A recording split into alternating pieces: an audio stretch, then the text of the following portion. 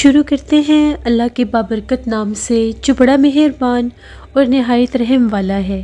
تمام تعریفیں میرے اللہ رب العزت کے لیے ہیں۔ السلام علیکم لسنرز، میں ہوں آپ لوگوں کی host Nausheen. Welcome to my channel خوفناک کہانیاں آفیشیل۔ میں امید کرتی ہوں آپ سب لوگ خیریت سے ہوں گے، جہاں ہوں گے خوش ہوں گے۔ آج آپ لوگوں کے لیے میں بہت دلچسپ خوفناک کہانیاں لائی ہوں جنہیں آپ لوگ بہت زیادہ پسند کریں گے۔ سلسلہ شروع کرتے ہیں آج کی خوفناک کہانیوں کا۔ پڑھتے ہیں آج کی پہلی خوفناک کہانی کی طرف۔ یہ خوفناک کہانی ذوالفقار شیئر کر رہے ہیں۔ ذوالفقار کہتے ہیں، میں نے آپ کے کمنٹ باکس میں دیکھا ہے کہ بہت سے لوگ میرے نانا جی کی سٹوریز کو بہت پسند کرتے ہیں، اسی لیے آج آپ کے ساتھ میں اپنے نانا جی کی بتائی ہوئی ایک بہت ہی زیادہ ڈراؤنی کہانی شیئر کرنا چاہتا ہوں۔ یہ بات ہمیں نانا جی نے تب بتائی تھی جب نانا جی مکمل عامل بن چکے تھے اور شاہ صاحب کے ساتھ ہی رہتے تھے۔ ایک دفعہ نانا جی ہم لوگوں کے پاس رہنے کے لیے آئے تو نانا جی کو ہم ضد کر کے ان سے یہ ساری کہانیاں سنتے تھے۔ تو نانا جی کہتے ایک دفعہ ایسا ہوا کہ شاہ صاحب کے پاس کچھ لوگ آئے ہوئے تھے، ہم لوگ ان کے ساتھ حجرے کے باہر بیٹھے ہوئے تھے۔ گرمیوں کا موسم تھا تو ہم لوگ سارے باہر بیٹھے ہوئے تھے۔ ابھی مغرب نہیں ہوئی تھی، مغرب سے پہلے کی بات ہے۔ تبھی 4-5 لوگ وہاں پر شور مچاتے ہوئے آئے۔ انہوں نے ایک آدمی کو چارپائی کے اوپر باندھا ہوا تھا، بڑی تیزی میں آئے اور وہ بہت زیادہ پریشانی میں تھے۔ اور وہ جو آدمی تھا وہ اس طرح سے آوازیں نکال رہا تھا جس طرح سے نعوذ باللہ کوئی جانور بولتا ہے، آوازیں نکالتا ہے اور غراتا ہے۔ کبھی وہ اس طرح سے آواز نکال رہا تھا جیسے کوئی کتا بھونکتا ہے، عجیب و غریب آوازیں نکال رہا تھا۔ جب اتنے زیادہ آدمیوں کو دیکھا تو ہم لوگ تیزی سے ان کی طرف اٹھ کر گئے کہ کیا ماجرا ہے، یہ کون لوگ ہیں؟ تو وہ لوگ اتنے میں بالکل اس کو لے کر قریب آ گئے۔ ان کا یہ کہنا تھا کہ یہ ہم لوگوں کا ساتھی ہے، ہم لوگوں کے گاؤں کا آدمی ہے، اس کی مدد کریں، اس کو بچا لیں ورنہ جنات اس کو مار دیں گے۔ شاہ صاحب نے ان کو بٹھایا۔ اس آدمی کو جب شاہ صاحب نے دیکھا اس کی حالت بہت زیادہ عجیب تھی، اس کے ہاتھ پیر الگ سے باندھے ہوئے تھے اور اس کو رسی کے ساتھ الگ سے چارپائی پر باندھا ہوا تھا، لیکن وہ اس طرح سے حملہ آور ہو رہا تھا جس طرح سے وہ اپنے کنٹرول میں نہیں ہے۔ بہت زیادہ بھیانک اس کا چہرہ لگ رہا تھا، بہت عجیب اس کی آنکھیں تھیں۔ شاہ صاحب نے فوراً سے اس کے اوپر جب دم کیا تو ایسا محسوس ہوا کہ جس طرح سے اس کا وہ جو کنڈیشن تھی وہ تھوڑی سی نارمل ہونے لگ گئی۔ تقریباً 10-1 منٹ شاہ صاحب نے اس کو دم کیا۔ سارے لوگ وہیں پر کھڑے ہوئے تھے۔ اس کے بعد وہ بالکل خاموش ہو گیا اور ایک طرف ٹک ٹکی باندھ کے دیکھنے لگا۔ شاہ صاحب نے سارا معاملہ ان سے پوچھا تو ان آدمیوں کا یہ کہنا تھا کہ ہم لوگ سارے اکٹھے اپنے ڈیرے سے کام کر کے واپس آ رہے تھے۔ ہم لوگوں کا ایک دوست تھا، وہ دوسرے گاؤں سے ہم لوگوں کو ملنے آیا ہوا تھا۔ اس کو جب ہم لوگ چھوڑنے کے لیے اپنے ڈیرے سے ہوتے ہوئے ہم لوگ گاؤں کی باہر حدود تک گئے، اس کو ہم لوگوں نے وہاں پر چھوڑا۔ وہاں سے ایک بس اور ٹانگے چلا کرتے تھے، اس کو ٹانگے پر بٹھایا تو واپس آتے آتے ہم لوگوں کو مغرب ہو گئی۔ ابھی ہم لوگ اپنے گاؤں میں نہیں پہنچے تھے۔ اس سائڈ سے ہم لوگوں کے گاؤں کی طرف ایک راستہ آتا ہے، وہاں پر 2 درخت ہیں جو کہ بنجر درخت ہیں۔ ان درختوں کے اوپر کوئی پھل پھول نہیں لگتا، وہ بہت زیادہ بڑے اور بنجر درخت ہیں۔ ان کے اوپر ہر وقت گدھ بیٹھے رہتے ہیں، کوے بیٹھے رہتے ہیں۔ ہم لوگ جب وہاں سے گزر رہے تھے تو اس کو ایک دم سے اس نے ہم لوگوں کو یہ کہا کہ تم لوگ یہیں پر رکو، مجھے رفع حاجت کے لیے یہیں پر کہیں میں چلا جاتا ہوں۔ ہم لوگوں نے اسے کہا ٹھیک ہے، تم جلدی کرو، رات ہو رہی ہے اور دھیان رکھنا کہ یہاں پر بہت زیادہ جھاڑیاں، کوئی سانپ وغیرہ نہ ہو۔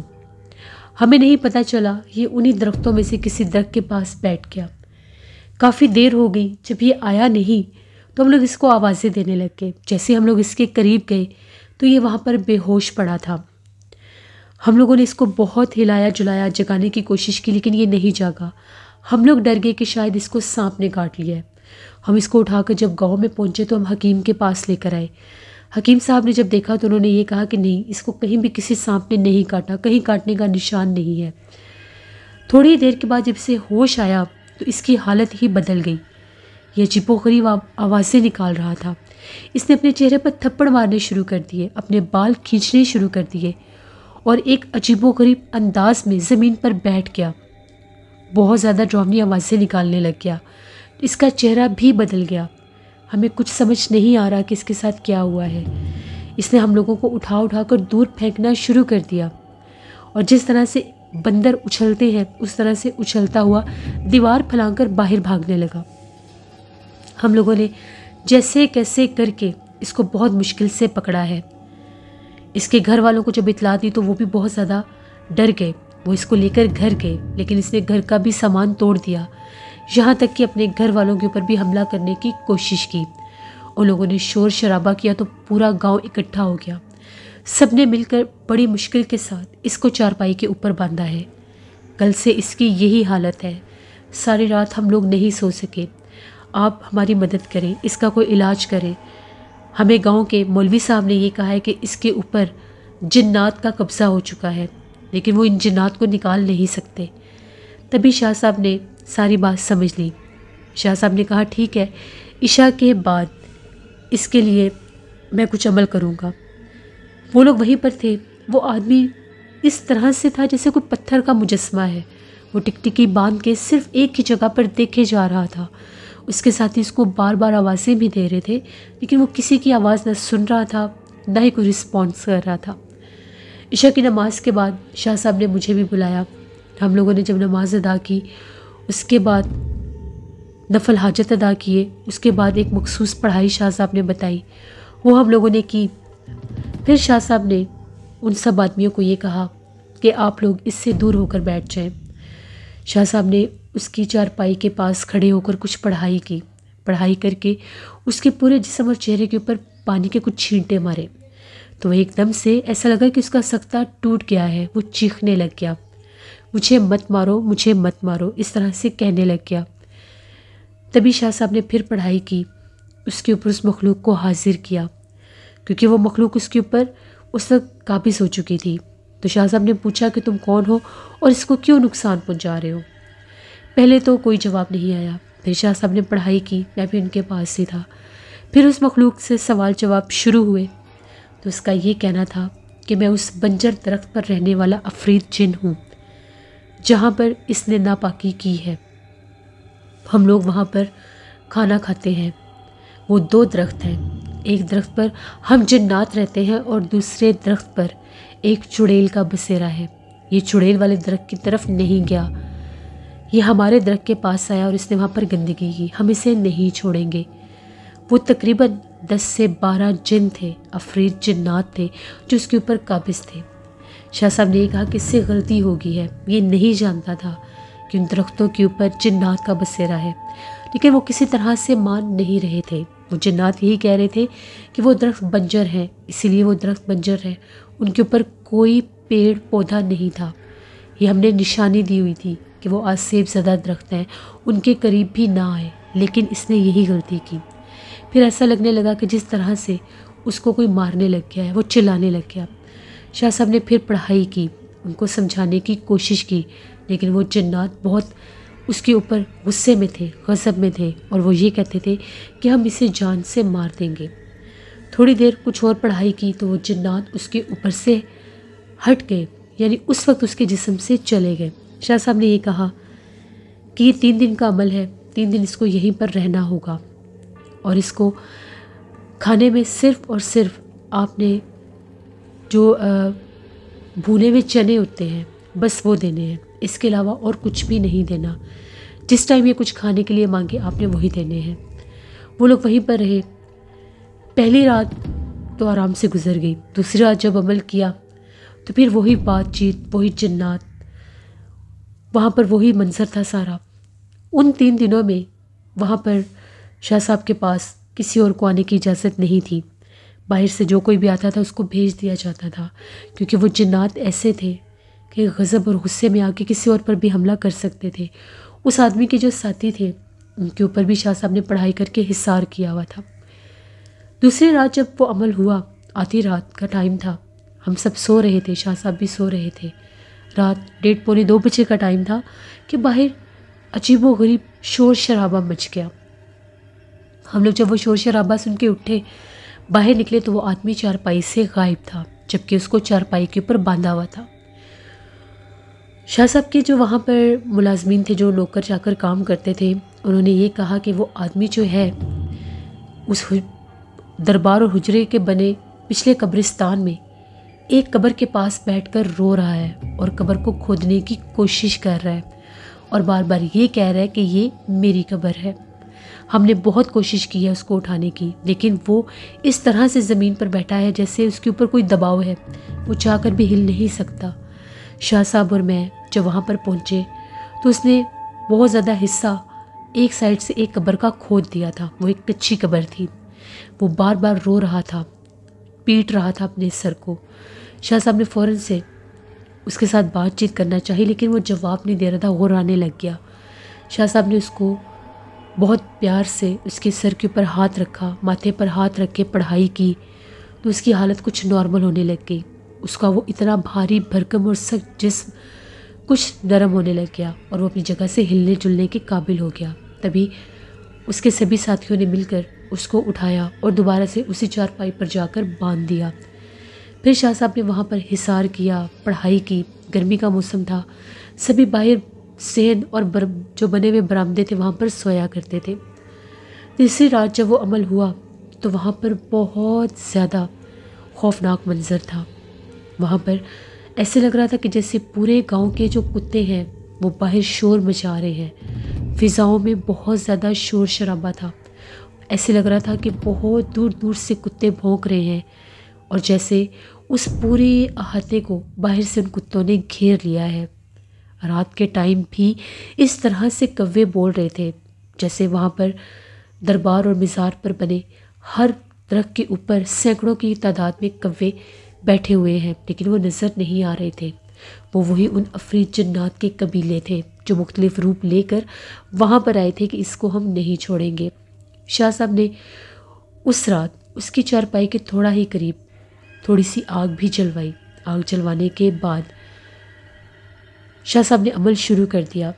عمل جب کچھ پورا ہوا اس کے اوپر حصار کیا گیا، جو لباس اس نے پہنا تھا اس کا لباس چینج کروایا گیا اور وہ جو اس کے کپڑے تھے وہ کپڑے اس آگ میں جلا دیے گئے۔ جیسے وہ کپڑے اس آگ میں جلائے وہ سارے جو کوے تھے ایسا لگا کہ درختوں کے اوپر سے اڑنے لگ گئے ہیں۔ سینکڑوں کی تعداد میں کووں کے پھڑ پھڑاتے پروں کی آوازیں تھیں اور ایک عجیب و غریب فضا میں خوف اور شور تھا۔ وہاں پر موجود جتنے بھی اس کے ساتھی تھے وہ سب حصار میں تھے، یہاں تک کہ شاہ صاحب نے مجھے بھی حصار میں کیا ہوا تھا۔ جب شاہ صاحب نے اس کے اوپر عمل کا دوسرا حصہ شروع کیا تو باہر گیٹ پر زور زور سے دستک ہونے لگ گئی۔ ایسے لگ رہا تھا کہ بہت بھاری بھرکم ہاتھ سے کوئی دروازے کو بجا رہا ہے۔ پہلے 3 دفعہ دستک ہوئی، چوتھی دستک پر شاہ صاحب نے اپنے ایک ملازم سے کہا کہ دروازہ کھول کر سائڈ پر ہو جاؤ۔ وہ دروازہ کھول کر سائڈ پر ہو گیا۔ شاہ صاحب نے پڑھائی شروع کر دی۔ تبھی ایک بہت قداور لمبا چوڑا آدمی اس گیٹ سے اندر داخل ہوا۔ ایسے لگ رہا تھا کہ اس کا قد 7 سے 8 فٹ ہے اور اس نے بالکل بلیک کلر کا لباس پہنا ہوا تھا۔ بہت لمبے لمبے بال تھے جو اس کے چہرے کے اوپر بھی آئے ہوئے تھے۔ دور سے اس کی آنکھیں یوں چمک رہی تھی جیسے کسی بلی یا کسی جانور کی رات کو آنکھیں چمکتی ہیں۔ وہ پہلے گیٹ سے اندر داخل ہوا، وہاں پر کھڑا رہا۔ شاہ صاحب اپنی پڑھائی کرتے رہے اور شاہ صاحب نے اونچی آواز میں یہ کہا کہ تمہیں اجازت ہے، اندر آ سکتے ہو۔ تبھی وہ چلتا ہوا آ کر اس آگ سے تھوڑا دور بیٹھ گیا۔ وہ بیٹھا ہوا بھی اتنا اونچا لگ رہا تھا کہ جس طرح سے وہ کھڑا ہوا ہے۔ کافی دیر شاہ صاحب پڑھائی کرتے رہے، وہ سر جھکا کر بیٹھا رہا۔ شاہ صاحب نے پھر اسے یہ کہا کہ میں تم لوگوں کو نقصان پہنچانا نہیں چاہتا، اس سے غلطی ہوئی ہے، اس کو معاف کر دو، یہ دوبارہ ایسی غلطی نہیں کرے گا۔ تبھی اس نے اوپر سر اٹھا کر دیکھا۔ شاہ صاحب نے پھر اسے مخاطب ہو کر وہی بات کی کہ اس کو اللہ کے حکم سے اور حضور پاک کے تفعیل سے اس کو بخش دو، اس کی جان چھوڑ دو، چلے جاؤ یہاں سے، یہ تمہیں کچھ بھی نہیں کہے گا اور نہ ہی دوبارہ اس طرف کبھی آئے گا۔ 3 دفعہ جب یہ بات ہوئی تو وہ جو اتنا قداور بھاری بھرکم وجود والا شخص تھا وہ اٹھا، اس نے اس طرف کمر نہیں کی، دروازے کی طرف 2 قدم پیچھے ہٹا اور غائب ہو گیا۔ بہت زیادہ زور سے وہ دروازہ کسی نے بند کر دیا۔ وہ جو لڑکا جس کے اوپر شاہ صاحب وہ عمل کر رہے تھے وہ ایک سائڈ پر گرا اور بے ہوش ہو گیا۔ جتنے بھی کتے تھے جن کی باہر شور شرابے تھے، ایسے لگ رہا تھا کہ وہ دور سے دور جاتے جا رہے ہیں، فضا میں ان کی آوازیں گم ہو رہی تھیں۔ پھر شاہ صاحب نے اس کے اوپر پھر سے پڑھائی کی تو وہ جنات جا چکے تھے، لیکن جاتے جاتے وہ جو جنات تھے وہ اس کو کچھ نقصان دے گئے۔ اس کی ایک جو ٹانگ تھی، اس کی وہ ٹانگ جو تھی اس کو وہ جاتے جاتے توڑ گئے تھے۔ وہ بہت زیادہ چلا رہا تھا۔ اکثر جنات جاتے جاتے اپنی نشانی دیتے ہیں، لیکن کبھی کبھی وہ انسان کا کوئی عذاب ہی ناکارہ کر جاتے ہیں۔ وہ آدمی جو تھا وہ اس کی جان تو بچ گئی، وہ ٹھیک ہو گیا، لیکن وہ اپاہج ہو گیا، وہ اس طرح سے چل پھر نہیں سکتا تھا۔ پھر شاہ صاحب نے اس کو سختی سے منع کیا کہ تم نے کبھی بھی غلطی سے اس طرف نہیں جانا، اگر تم اس طرف جاؤ گے تو وہ جنات اور وہ جو چڑیل ہے وہ تمہیں جان سے مار دیں گے۔ وہ گاؤں کے سبھی لوگ اس شخص کو وہاں سے لے کر 3 دن کے بعد چلے گئے۔ شاہ صاحب نے اس کو گلے میں پہننے کے لیے ایک تعویذ بھی دیا اور یہ کہا کہ تم نے کوشش کرنی ہے کہ تم نماز ادا کرو اور تم پاک صاف رہو، باوضو رہو، تو کبھی بھی وہ جنات تمہیں نقصان نہیں پہنچائیں گے۔